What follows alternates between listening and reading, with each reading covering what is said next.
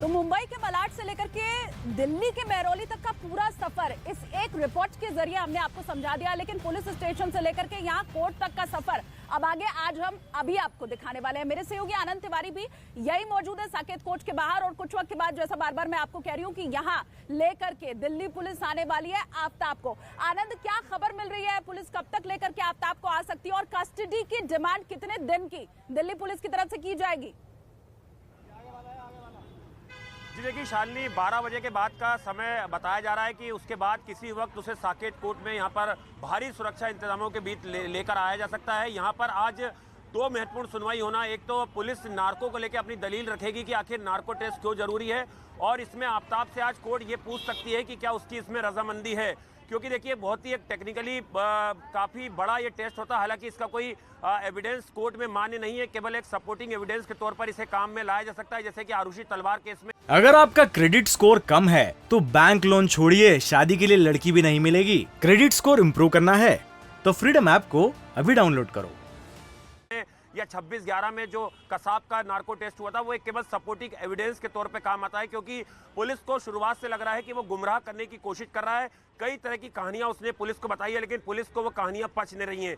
एक बड़ा खुलासा ये भी हुआ है, फॉरेंसिक टीम ने एक बेंजीन टेस्ट जो है वो इसके घर में कराया था आफ्ताब के, और उसमें एक तरीके के केमिकल को तमाम जगहों पर फेंका जाता है, और अगर उनका रंग लाल हो जाता है तो मतलब वहां पर कोई ब्लड सैंपल मिले हैं। लेकिन चौंकाने वाली बात यह है कि इस घर के अंदर से कहीं भी कोई ब्लड सैंपल फॉरेंसिक टीम को नहीं मिला, केवल एक किचन में। बिल्कुल आनंद, और यही सवाल जो है बार बार उठ रहा है कि ऐसा लग रहा है कि आफ्ताब जो है बार बार कहानियां बनाकर पुलिस को गुमराह करने की कोशिश कर रहा है।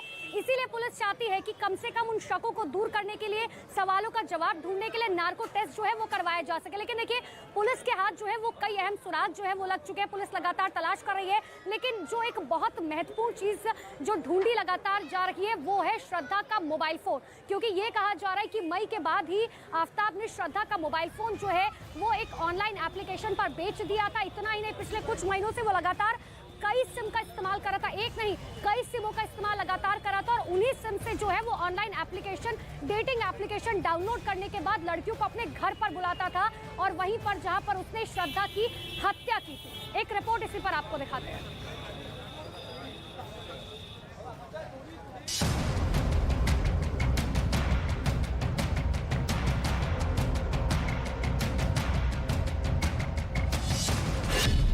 इश्क से कत्ल तक की एक एक कहानी, मोहब्बत के 35 टुकड़ों का पूरा सच। दिल्ली से मुंबई तक सबसे बड़ी पड़ताल।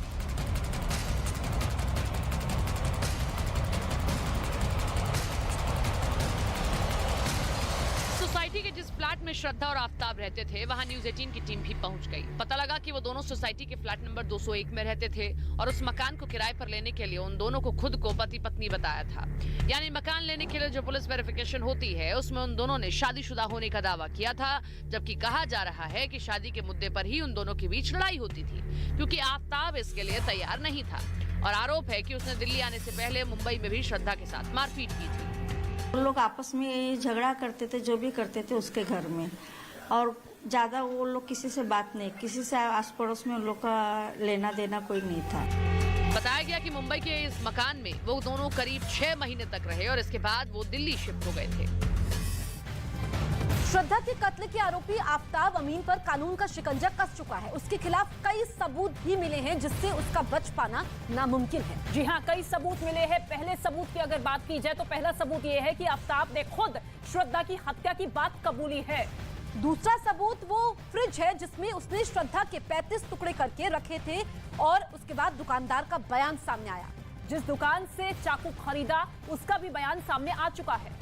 हाथ में कट लगने के बाद जिस डॉक्टर से टांके लगवाए उसका बयान भी सामने आया है। इसके साथ ही जंगल से बरामद 13 हड्डियों को जांच के लिए भेज दिया गया है, और उससे ये पता चलेगा कि ये हड्डियां श्रद्धा की है या फिर नहीं। फॉरेंसिक टीम को किचन में एक जगह खून के निशान भी मिले हैं। इसके साथ ही 7वां सबूत ये है कि आफ्ताब ने 54,000 रुपए श्रद्धा के अकाउंट से ट्रांसफर किए।